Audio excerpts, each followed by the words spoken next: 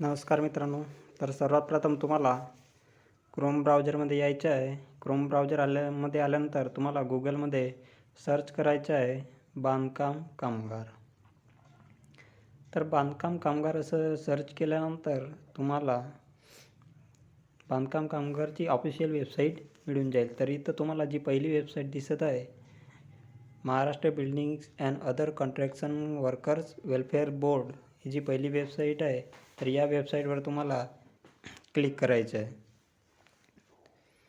इथं क्लिक केल्यानंतर तुमच्यासमोर नवीन विंडो ओपन होईल आणि ही बांधकाम कामगाराची ऑफिशियल वेबसाईट आहे आणि इथं तुम्हाला अनेक प्रकारचे इथं ऑप्शन मिळतील. तर यामध्ये आपल्याला रजिस्ट्रेशन करणे आहे. तर कन्स्ट्रक्शन वर्कर रजिस्ट्रेशन हा जो पहिला ऑप्शन आहे, या ऑप्शनवरती तुम्हाला क्लिक करायचं आहे. क्लिक केल्यानंतर तुमच्यासमोर नवीन विंडो ओपन होईल आणि इथं तुम्हाला तुमचं किंवा ज्या लाभार्थीचा तुम्ही फॉर्म भरत आहात त्याचा आधार नंबर आणि त्या व्यक्तीचा मोबाईल नंबर तुम्हाला इथं घालणे आहे. तर चला, इथं मी त्या व्यक्तीचा आधार नंबर टाईप करत आहे. आधार नंबर टाईप केल्यानंतर मी त्याच व्यक्तीचा मोबाईल नंबर इथं टाईप करत आहे. मोबाईल नंबर टाईप केल्यानंतर प्रोसीड टू फॉर्म या ऑप्शनवरती तुम्हाला क्लिक करायचं आहे. ऑप्शनवर क्लिक केल्यानंतर तुम्हाला त्या व्यक्तीची किंवा त्या अर्जदाराची वैयक्तिक माहिती तुम्हाला इथं टाईप करणे आहे. तर सर्वात प्रथम तुम्हाला त्या व्यक्तीचं इथं आधार कार्डवर जसं नाव आहे तसं नाव टाईप करायचं आहे. इथं नाव टाईप करून घ्या. नाव टाईप केल्यानंतर त्या व्यक्तीचे वडिलाचे नाव इथं तुम्हाला टाईप करायचं आहे. वडिलाचे नाव टाईप केल्यानंतर तुम्हाला त्या व्यक्तीच्या आधार कार्डवर त्याचे जे आडनाव आहे तेच आडनाव इथं टाईप करायचे आहे. टाईप केल्यानंतर तुम्हाला त्या व्यक्तीचे जेंडर सिलेक्ट करायचं आहे. त्यानंतर त्या व्यक्तीची तुम्हाला वैवाहिक स्थिती, तो सिंगल आहे का मॅरिड आहे, तर हे सिलेक्ट करायचं आहे. तर इथं तुम्ही जे असाल तर त्या व्यक्तीचं सिलेक्ट करून घ्या. त्यानंतर तुम्हाला अर्जदाराची जन्मतारीख इथं टाईप करायची आहे. जसे आधार कार्डवर जी जन्मतारीख आहे तीच जन्मतारीख तुम्हाला इथं टाकायची आहे. तर ती जन्मतारीख बरोबर बघून एकदा तुम्ही इथं टाईप करून घ्या.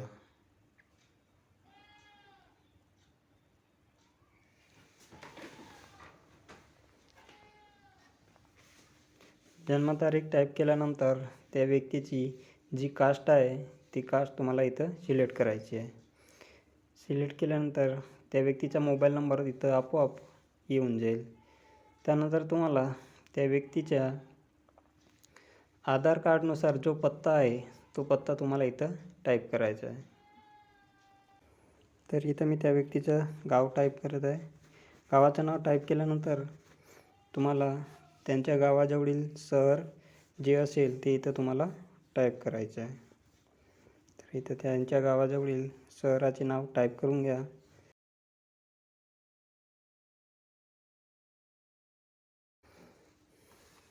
शहराचे नाव टाईप केल्यानंतर तुम्ही तुमचा राज्य निवडला होता तो राज्य तसंच राहील आणि तुम्हाला इथं तुमचा जिल्हा निवडायचा आहे. तुम्ही ज्या जिल्ह्यात राहता तो जिल्हा निवडून घ्या. नंतर तुम्हाला तालुका निवडायचा आहे. तालुका निवडल्यानंतर तुमच्या एरियाचा जो पोस्ट ऑफिस आहे तो पोस्ट ऑफिस तुम्हाला सिलेक्ट करायचा आहे. पोस्ट ऑफिस सिलेक्ट केल्यानंतर तुमचा पिनकोड जो असेल तो तिथं आपोआप येऊन जाईल. त्यानंतर तुम्हाला अर्जदाराचे फॅमिली डिटेल्स इथं द्यायची आहे. तर फॅमिली डिटेल्समध्ये त्यांच्या कुटुंबातील जेवढे सदस्य असतील तेवढ्या सदस्याचे तुम्ही इथं नाव ॲड करू शकता. तर इथं अर्जदाराचे नाव आणि त्यांच्या कुटुंबातील सदस्यांचे नाव तुम्ही इथं टाईप करून घ्या. त्यानंतर तुम्हाला नियोक्त्याचा तपशील इथं द्यायचा आहे. जो 90 दिवसाच्या कामकाजाचा तपशील आहे तो तुम्हाला इथं पूर्णपणे द्यायचा आहे. तर यामध्ये तुम्हाला अर्जदाराने जो 90 दिवसाचा दाखला आणला आहे त्यावरील माहिती इथं द्यायची आहे. तर इथं तुम्हाला कामाचे प्रकार, त्यांच्या दाखल्यावरती जे कामाचे प्रकार असेल तेच तुम्हाला इथं सिलेक्ट करायचं आहे.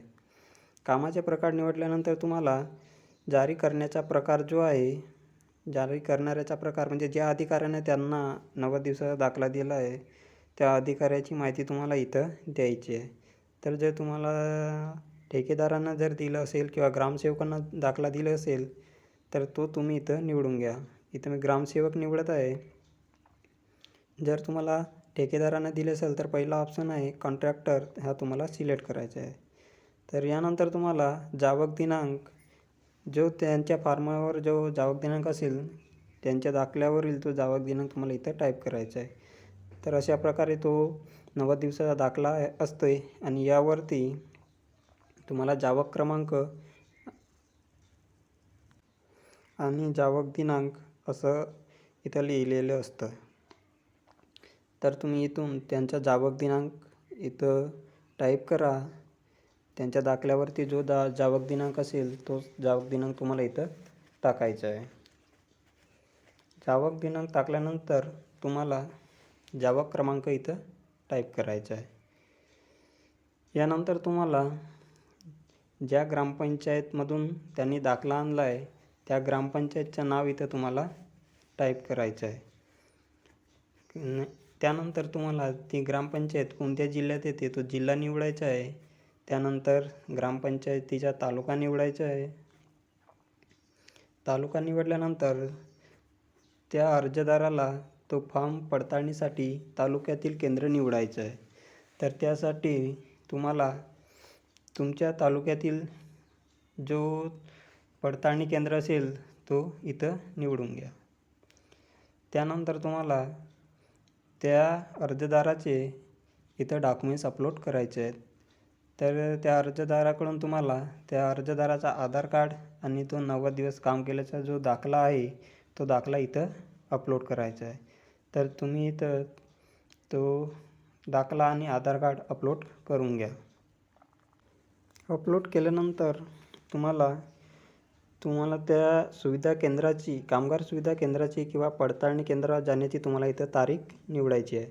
तर तुम्ही तुमच्या सोयीनुसार तुम्हाला जी तारीख सोयीनुसार तुम्हाला वाटते की आपण या तारखेला जाऊ शकतो तीच तारीख तुम्हाला इथं घ्यायची आहे. तर तुम्ही तुमच्या आवडीनुसार तुमची तारीख इथून निवडून घ्या आणि त्या तारखेला तुम्हाला त्या पडताळणी केंद्रावर म्हणजे व्हेरिफिकेशनसाठी तुमचे डॉक्युमेंट्स घेऊन उपस्थित राहायचं आहे. तर तारीख निवडल्यानंतर सेल्फ डिक्लेरेशन जो आहे इथं टिक करून घ्या आणि सेव्ह या बटनावरती क्लिक केल्यानंतर तुम्ही जो मोबाईल नंबर इथं ॲड केला होता त्या मोबाईल नंबरवरती एक OTP जाईल आणि ती OTP तुम्हाला इथं टाईप करून व्हॅलिड OTP या ऑप्शनवरती क्लिक करायचं आहे.